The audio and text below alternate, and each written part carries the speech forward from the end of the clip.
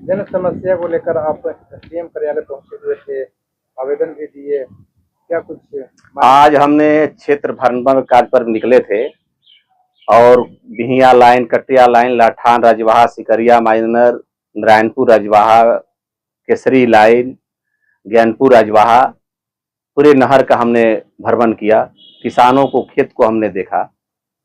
आज पूरी तरह त्रहिमाम मचा हुआ है।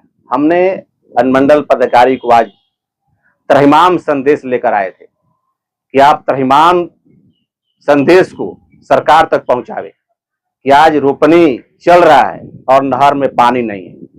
आज लो वोल्टेज के कारण किसानों का रोपनी का कार्य बाधित है।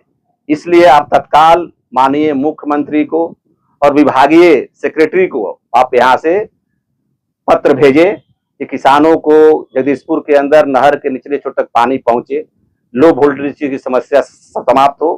कांवरा में 10 MVA का ट्रांसफार्मर जल्द लगे। ट्रांसफार्मर अगर कृषि वाला हो या गांव वाला, अगर कहीं जलता है तो आप एक दिन में बदलने का काम करें। इसके साथ ही हमने 19 समस्या को हमने रखा। नल जल जहां जो बंद है उसको तत्काल चालू करावें।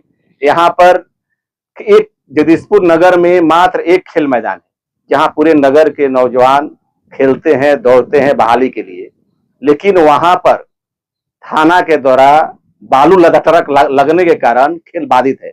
इसलिए वहां पर खेल मैदान से ट्रक वहां से हटाया जाए। गांव गांव में शराब, ड्रग्स की बिक्री बढ़ गया है।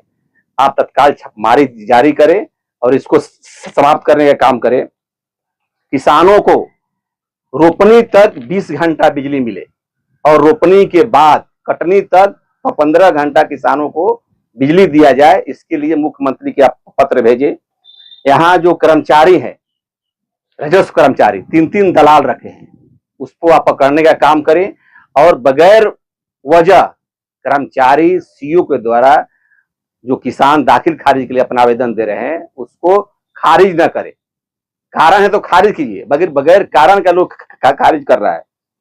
और जगदीशपुर नगर में इसाड़ी, हरिगांव, जितौरा, दलीपुर, ककिला, चकवा, सभी जगह जो हाट बाजार है जहां पर 5 गांव 10 गांव के लोग बाजार करने आते हैं, वहां पर एक भी सुलभ शौचालय नहीं है। खासकर महिला को काफी दिक्कत होता है, इसलिए वहां पर शौचालय बनाने का काम करें।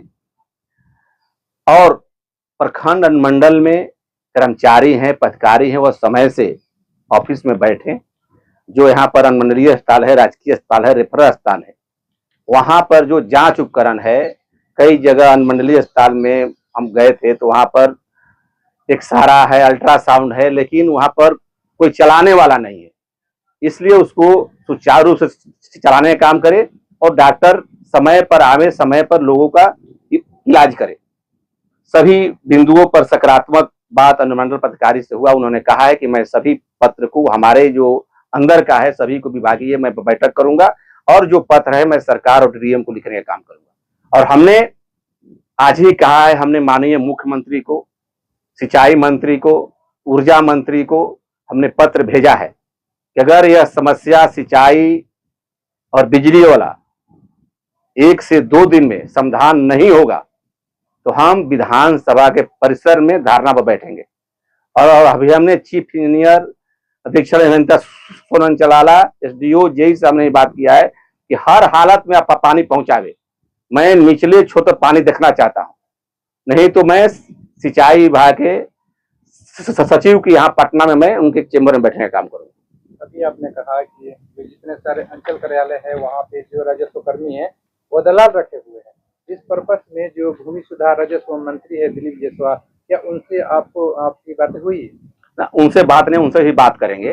अभी जो यहाँ पर स्थानीय जो पदाधिकारी हैं, अगर मंत्री भी डीएम और एसडीओ को निर्देश करेंगे कि आप जांच करवाइए, पकड़िए, FIR करवाइए, तभी अनुमंडल पदाधिकारी ने कहा है कि आप कोई अगर स्पेसिफिक किसी को जानकारी है तो हमको दीजिए, नहीं तो हम अपने से जांच करवाने का काम करेंगे।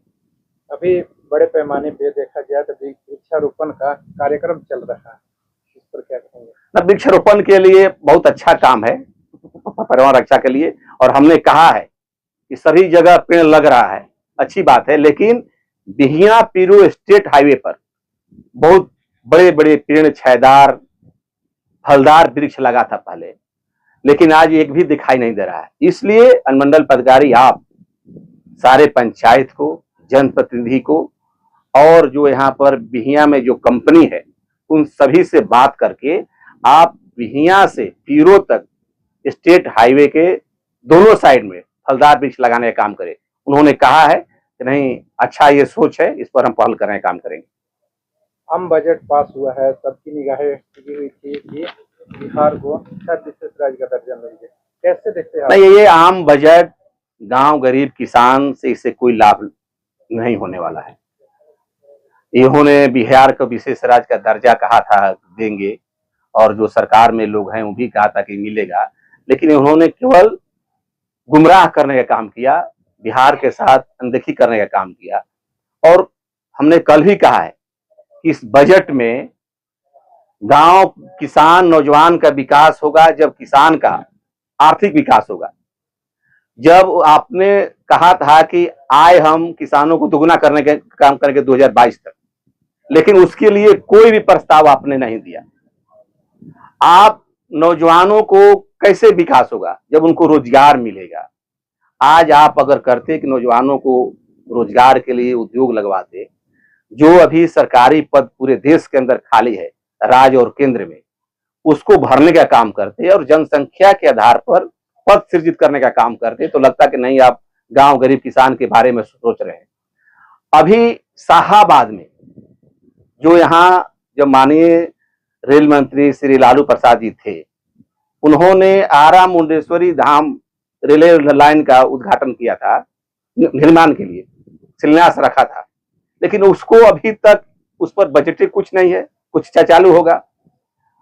यहाँ पर गृह मंत्री आए थे बाबू कुंवर सिंह के जन्मभूमि पे, उन्होंने 75वां जो स्वर्ण महोत्सव मनाए, अमृत महोत्सव मनवाए, लेकिन बाबू कुंवर सिंह के धरती को, उनके जन्मभूमि को राष्ट्रीय पर्यटक स्थल में कहीं भी घोषणा के लिए बजट में नहीं आया, ना यहाँ पर केंद्रीय विद्यालय बजट में। तो आपने पूरे शाहाबाद को आपने धोखा देने का काम किया है। अगर इस सोन नहर जो प्रणाली है बहुत 100 वर्ष पुराना है, और सोन नहर ऐसा प्रणाली है कि जो सस्ते और सुलभ ढंग से हर खेत तक पानी पहुंचता है, आपका उस पर पक्कीकरण के लिए कोई योजना नहीं है। कैसे किसान का विकास होगा?